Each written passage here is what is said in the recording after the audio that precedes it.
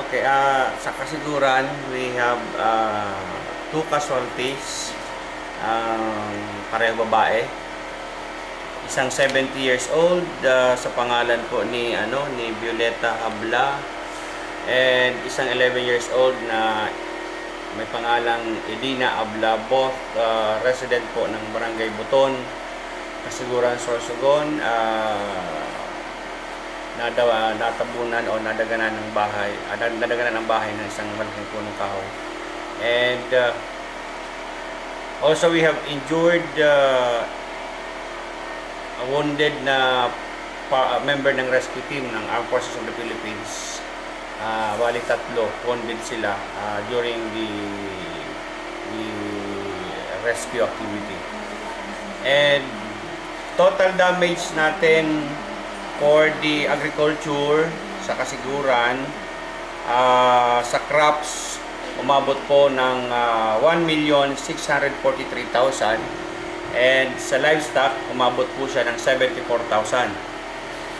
High value crop 978,000. Sa fisheries po natin 1,253,000, and sa mga facilities and equipment natin sa agriculture umabot po sa 260,000.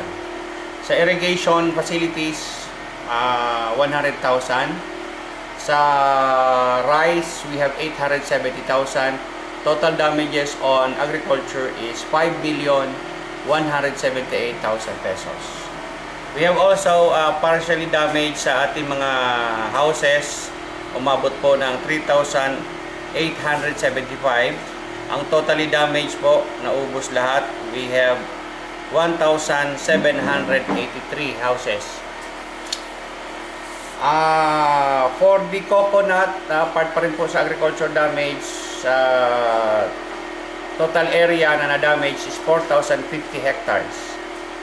With an average of damaged nuts na umaabot sa 810,000. The value of losses is 4,050,000. Total damage natin sa coconut is 4,050,000. Sa social infrastructure and other infrastructure natin, still on nagko-consolidate pa po kami. So, yan po ang aming damages due to Typhoon Nona kahapon, December 13.